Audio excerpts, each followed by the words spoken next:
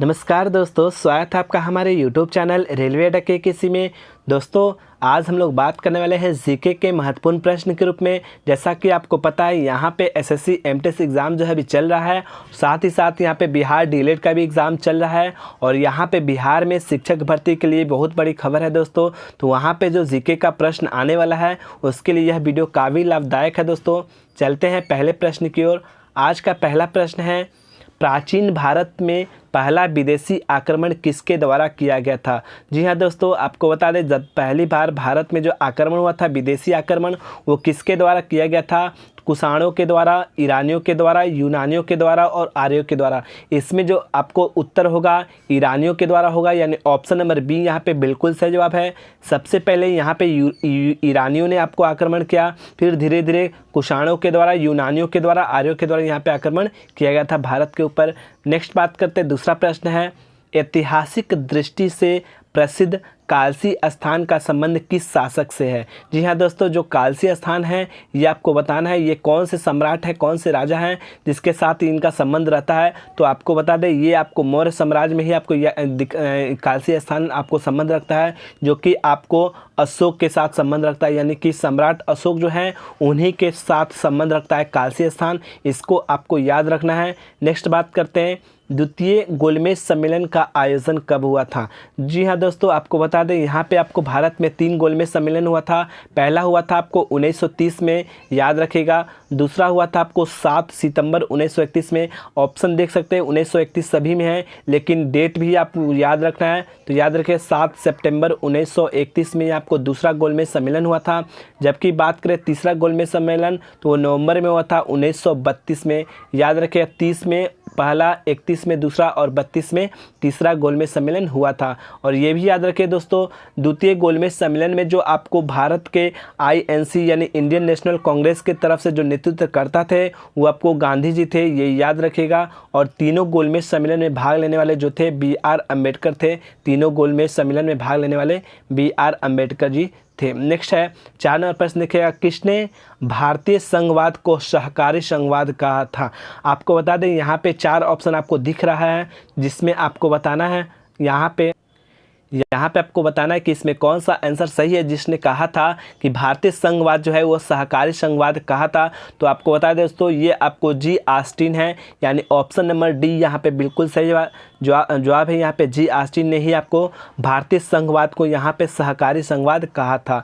जबकि बात करें आइवर जेनिक्स ने क्या कहा था, ये बोले थे कि भारत का जो संविधान है वो वकीलों का स्वर्ग है, वकीलों का स्वर्ग। इसको आपको आइवर जेनिक्स ने कहा था। साथ ही साथ अम्बेडकर जी के द्वारा ये कहा गया था, अनुच्छेद 32 जो है, अनुच्छेद 32 आर्टिकल 32 जो है, ये आपको संविधान का आत्मा है, ये भी आपको याद रखना है। संवैधानिक उपचारों का अधिकार जो आपको अनुच्छेद 32 है। नेक्स्ट है, अंतर्राज्यीय परिषद का अध्यक्ष कौन होता है। जी हाँ दोस्तों, अंतर्राज्यीय परिषद जो है उसका अध्यक्ष हमेशा ही पीएम होते हैं, यानी प्रधानमंत्री। ऑप्शन ए यहाँ पे बिल्कुल सही जवाब है। और साथ ही साथ ये भी याद रखिएगा, ये आपको 263 आर्टिकल में स्थित है। नेक्स्ट है, भू राजस्व और लोक व्यवस्था की सूची का विषय है। जी हाँ दोस्तों, भू राजस्व याद रखिए, भू राजस्व और लोक व्यवस्था, ये जो सूची का विषय है वो आपको राज्य सूची का विषय है। यानी आपको बता दें, यहाँ पे भारत में 3 सूची होती हैं, संघ सूची, समवर्ती सूची और राज्य सूची।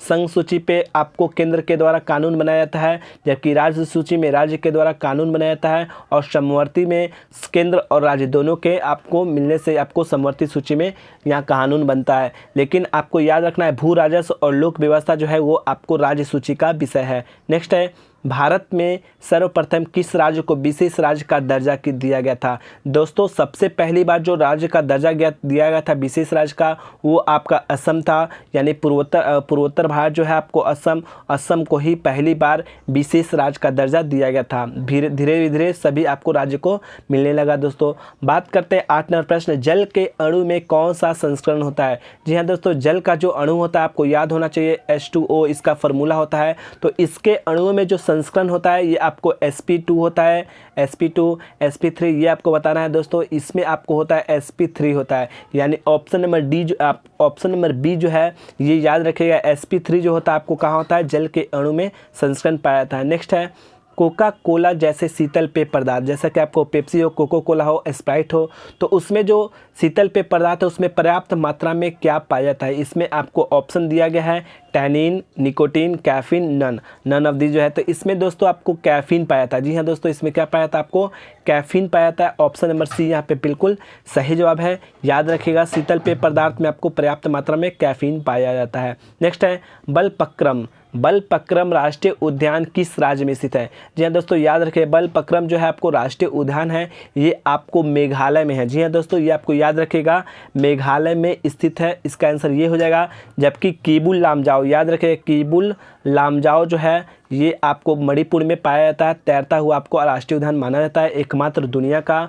और साथ ही साथ आपको ये दोनों याद रखना है। नेक्स्ट है 11 नंबर प्रश्न देखिएगा, महारत्न कंपनी GAIL की स्थापना कब हुई थी? दोस्तों, गेल की स्थापना आपको हुआ था 1984 में। 1984, ऑप्शन नंबर सी आप देख सकते हैं, यहाँ पे आपको गेल की स्थापना हुई थी। जबकि बात करें NTPC, इसकी स्थापना आपको 1975 में हुई थी। और ये धीरे धीरे आपको स्थापना वाला याद करना पड़ेगा, महारत्न कंपनी के स्थापना वर्ष याद रखना होगा।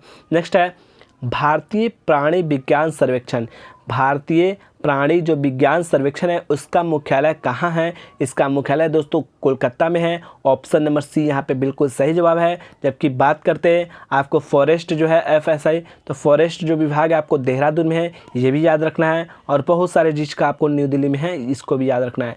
नेक्स्ट है 13 नंबर प्रश्न है, विश्व आपदा नियंत्रण दिवस कब मनाया जाता है? ये आपदा होता है उसमें नियंत्रण करने के लिए एक दिवस मनाया जाता है राष्ट्रीय स्तर पे। तो ये विश्व आपदा नियंत्रण दिवस जो है आपको 13 अक्टूबर को मनाया जाता है। याद रखिएगा, 13 अक्टूबर को। जबकि 21 जून को राष्ट्रीय योग दिवस मनाते हैं। जी हाँ दोस्तों, याद रखिए, राष्ट्रीय योग दिवस जो है 21 जून को मनाते हैं। 14 नवंबर को विश्व मधुमेह दिवस यानी कि डायबिटीज़ डे बनाया जाता है। और याद रखिएगा, नेक्स्ट क्वेश्चन है 14 नंबर प्रश्न देखिएगा, कोशिका में ग्लूकोज का ऑक्सीकरण कहाँ होता है? जी हाँ दोस्तों, जो ग्लूकोज होता है उसका ऑक्सीडाइजेशन जो होता है वो कहाँ होता है आपको बताना है। तो ये हमेशा ही याद होता है, माइटोकॉन्ड्रिया में होता है। ऑप्शन नंबर बी यहाँ पे माइटोकॉन्ड्रिया सही है। इसको ही हम लोग पावर हाउस भी कहते हैं सेल्स का। नेक्स्ट है 15 प्रश्न देखिएगा, टेप रिकॉर्डर ध्वनियों को किस रूप में रिकॉर्ड करता है? जैसे आपको देखते होंगे, टेप रिकॉर्डर जो होता है आपको वो किस रूप में आपको ध्वनि को रिकॉर्ड करता है, ये आपको क्वेश्चन पूछा गया है। तो याद रखिए, इसको आपको चुंबकीय ऊर्जा के रूप में आपको रिकॉर्ड करता है। आप देखे होंगे कि एक टेप रिकॉर्डर में एक ब्लैक कलर का यहाँ पे रिबन टाइप का होता है, तो उसमें होता है चुंबकीय ऊर्जा के रूप में उसको रिकॉर्ड करता है ध्वनि को। इसका आंसर बी यहाँ पे बिल्कुल सही हो जाएगा। नेक्स्ट है ग्लूकोज के पूर्ण अपघटन से कितने ATP अणु उत्पन्न होते हैं? दोस्तों, ग्लूकोज का जो पूर्ण अपघटन होता है उसका, तो उसमें टोटल आपको 38 ATP, जी हाँ दोस्तों 38 ATP यानी 38 डी ऑप्शन में है। तो यहाँ 38 ATP उत्पन्न होता है ग्लूकोज के पूर्ण अपघटन में। नेक्स्ट है कौन सा अनुच्छेद आपको आर्टिकल्स बताना है जिसमें संसद जो है आपको संसद को विधि निर्माण करने की शक्ति प्रदान करता है? तो ये आर्टिकल नंबर आपको है कितना? 253 या 253 जो है 253 अनुच्छेद जो है संसद को विधि निर्माण करने के लिए आपको अनुमति देता है। नेक्स्ट है 18 देखिएगा, निम्नलिखित घास के मैदानों में कौन सही सुमेलित है? ऑप्शन देख सकते हैं, इसमें आपको बताना है कौन सही सुमेलित है यानी कौन सही आंसर है। दोस्तों, इसमें आपको लानोस जो है बेंजोला में, ये बिल्कुल ही सही जवाब है। बाकी ये सभी आपको गलत जवाब है। जैसे कि आपको बता दें, यहाँ पे कंपोज जो है आपको ब्राज़ील में तो पाया था, लेकिन दक्षिण ब्राज़ील में पाया जाता है। पंपास जो है आपको कहाँ? आपको उरुग्वे में पाया जाता है। पंपास चिली में नहीं पाया जाता है। इसी तरह आपको लानोस जो है बेंजोला में, ये बिल्कुल सही जवाब दोस्तों।